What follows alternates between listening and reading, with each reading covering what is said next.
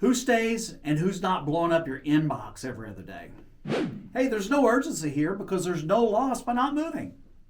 Folks love to talk about themselves. You're opening the door for them to do so. 2 sons, 2 big moments, same household, 1 problem. Welcome to Get Your Mind Right. Today, we're diving into your questions and insights in our mailbag segment. Thanks to everyone who wrote in. Let's open up the mailbag. Hey, good morning, and welcome to Get Your Mind Right Mailbag Edition. Now, today, we're tackling 3 kinds of prospects. Ones that ghost you, ones who think they know your job better than you, and the ones you actually want to keep. In the backstory, we're diving into what happens when a 5th grader decides to draw the line. Not with yelling, not with a meltdown, but with stone cold silence. Now, spoiler, the 5th grader won. Let's get into it. Our first question today is from Matthew Prestandria from the Commonwealth of Virginia.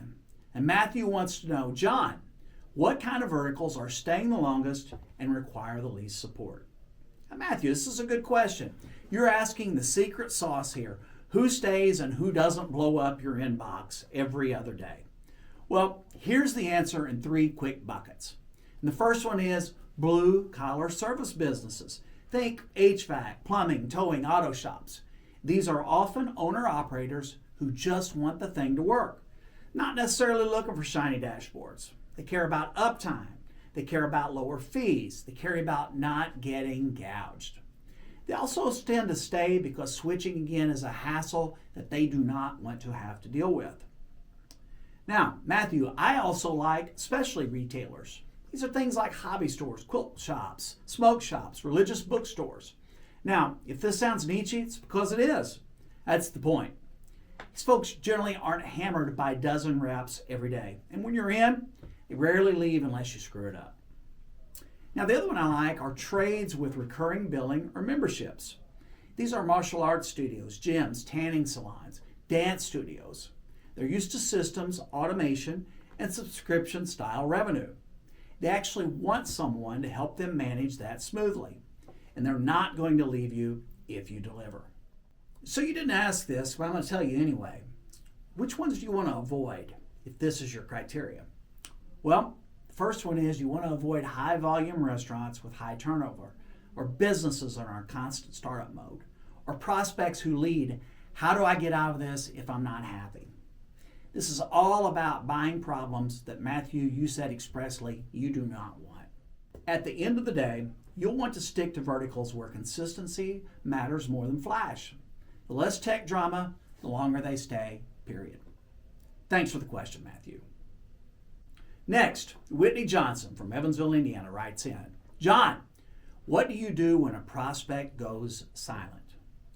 Well, Whitney, when someone ghosts you, they're not dealing with indecision. They're dealing with discomfort. And they're dodging you because, number 1, they may not want to tell you no. Or 2, they don't know what to say next. And 3, the most common, they don't see what's in it for them anymore. There's no urgency because there's no loss by not moving. Now, your job, it's to make it easy for them to re-engage without shame and make it clear why they should. Now, here's the sequence.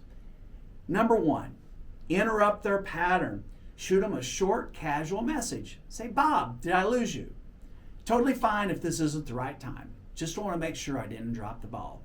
It's non-threatening, it's human, it's easy for our friend Bob to reply.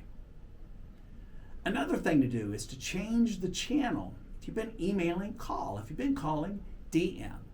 This shift can reset the tone. And the last thing is, I want you to add value without pressure.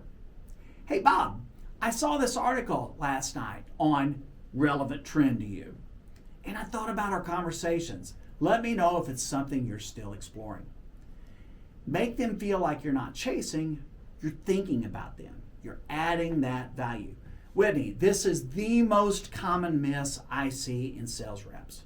They follow up by saying things like, just checking in. That's about you, that's not about them. Send them an article, send them a new relevant piece of information, send them facts, and always, always, always add value and particularly new value to each follow-up. Now, the last thing to do is, if you feel like you're out of spit here, is to close the loop. You could say, Bob, I can close the file on my end, but if things shift, I'm a text away. Now, I've taught this for years. A lot of reps don't like that. They feel like they're losing out or shutting the door. Well, I'm here to tell you, at this point, you have nothing to lose. This is the reality check for the merchant. You'd be surprised how many people will come back after you use that one. You can reset the energy. Now, what ghosts are, they're really just people that are avoiding awkwardness. Whitney, your job is to make it easy for them to come back into the fold. Thanks for the question. Our next question is Brad Holler from Nashville, Tennessee. And Brad says, John, how do you overcome that business owner who thinks they know how our industry works and will not listen to your expert advice? Well, Brad, you're dealing with a classic here. That's the know-it-all owner. You know, they're not necessarily trying to be difficult. They just want to feel smart. And your job isn't to outsmart them. Your job is to disarm them. Here's how. What they want is their experience validated. Start with, wow, seems like you've seen a lot in this space. And what this does is lowers their ego wall. People love to talk about themselves, and you're opening the door for them to do so. Let them talk, listen, and gather information. The next thing is to invite collaboration. You might say, hey, Jim, do you mind if I show you one way some of our top performing clients are navigating this? Might give you something to compare. Now, this repositions you as a resource, not a challenger. And always, Brad, always ask curiosity-based questions. And you can even start it that way. Say, Jim, out of curiosity, what made you choose your current setup? Again, let them talk. People who think they know everything love to explain their genius process. Once again, you're gathering information. And the last thing is to share proof without preaching. Say, Jim, here's what we found out when working with businesses similar to yours.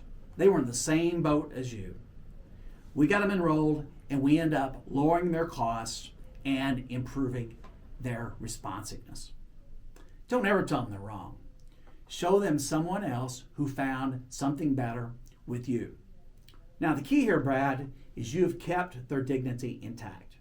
Now, if you threaten their status, well, this guy's going to dig in. If you honor his expertise, he's going to lean in. Thanks for that question, Brad. And now, for the backstory. Welcome to the Backstory, where I take a step back before we move forward. Each week, I share moments that shape me, whether it's my time as a sales rep, my journey as a dad, experiences I had, stories I've learned, or the curiosity that's followed me since childhood. Because every lesson learned today, well, there's usually a story worth telling behind it. Let's get into it. Today's backstory is Max Johnson 1, Catholic School 0. Now, let me set the stage for this. In the Johnson household, we had experienced a big couple of weeks. My oldest son, a high school freshman at the time, had just qualified for the semi-state round of the Indiana wrestling postseason. That's 80 schools, loud gym, high stakes, and a shot at the big show, state tournament. Now, meanwhile, my fifth grader, Max, was walking his own victory lap. He just won his school spelling bee. No drama, no tiebreaker, just stone cold nerves, confidence, and a big vocabulary. So 2 sons, 2 big moments, same household, 1 problem. Because as we soon learned, the next round of the spelling bee was the same day as the semi-state. And Max, God bless him, he wanted to be there for his brother. He said it plain and simple. Don't want to go to the spelling bee, I want to watch my brother wrestle. Now, he made a compelling case. Spot could easily go to someone else who'd be thrilled to compete in the spelling bee. And this wasn't a matter of him flaking out. This was him choosing where he wanted to be and where his priorities were. What he wanted from me was support, and he wanted to support his brother. Now, he's a 5th grader. You know, there's always going to be more opportunities for a spelling bee. Now listen, as a dad, that's all I really needed to hear. I kind of thought the case was closed. Except, not so much. Max's Catholic school, well, they had plans of their own. And by plans, I mean rules, the kind that don't bend, the kind that are delivered in a printed form, signed, stapled, and sent home like a court summons. And it says, Max has earned the next round of competition. He is expected to attend and participate. That's how it was phrased. Formal, final, no invitation to negotiate. Now, Max was not amused. For his part, he made one request to me. Dad, will you appeal this for me? Well, I tried, but the note they sent us really didn't give us any wiggle room. No loopholes. These are expectations. Without a spit. So Max did what any misunderstood fifth grader with a point to prove might do. He weaponized his discontent. Now, the spelling bee consisted of 3 rounds of testing over 4 hours. Ugh! And my wife was able to pick him up after the bee and race him back to the wrestling tournament, but he still missed the morning session action. Now, after all the excitement, the events of the day concluded, I got around and asking, hey Max, how'd the spelling bee go? Yeah, I don't think I did all that well, he said, kind of squinting his eyes and nodding his head. Because for 4 full hours, Max sat at a desk in a quiet classroom with his name written neatly at the top of every page. And he did not answer a single question. Didn't spell, didn't guess, didn't participate. Just sat there with his arms crossed like a 5th grade James Bond supervillain and stared at the wall for 4 hours. Now, the message here was crystal clear. You can make me show up, but you can't make me care or cooperate. And that's the day that the school learned what the Johnson household already knew. Max Johnson does not play. Now, as dad, I really wasn't sure how to handle this one. You know, from the outset, I thought the school made the wrong decision, but, sometimes it is what it is. And for Max, what exactly am I dealing with here? I didn't like the belligerence. I certainly don't like the intransigence. But on the other hand, I don't like sheep. And he's certainly not afraid. Well, guess what? The following year, when the spelling bee rolled around again, Max didn't just win, he reconfirmed his position, only this time in advance. Made sure the rules hadn't mysteriously changed. And he politely stepped aside and handed the baton to the runner-up. There was no drama, no scene, and no court summons sent home to you-know-who. This is just a kid that knows how to position a hard no. He's got his principles, and he's going to play by his own code. And yes, he got to see his brother compete again. Because sometimes, this lesson, it's not about commitment. It's about choice. And sometimes this is what leadership looks like. It looks like showing up when it matters, about tapping out when you need to, and about holding the line when someone else underestimates your resolve. That's my youngest son, and that's the backstory. Now, for the recap of today's mailbag. Matthew got 3 verticals that bring longevity and low sport. Whitney got the roadmap to reviving ghosted deals, and Brad learned how to handle self-styled experts without any kind of ego wars. And the backstory? Well, sometimes standing your ground does not look like confrontation. It can look like quiet conviction. Hey, it's quiz time. What's the most effective way to handle a ghosted deal? A, call them out on it. B, send a value-driven article and ask if timing's changed. C, keep calling them until they answer. Or D, pretend that they never ghosted. Now post your answer in the comments and let me know what part of today's episode hit you the hardest. And hey, share this with someone who needs it, and I'd like for you to like it and hit that subscribe button. If you have any questions or comments, I'd love to hear them. I'll see you back here on Wednesday for Get Your Mind Right.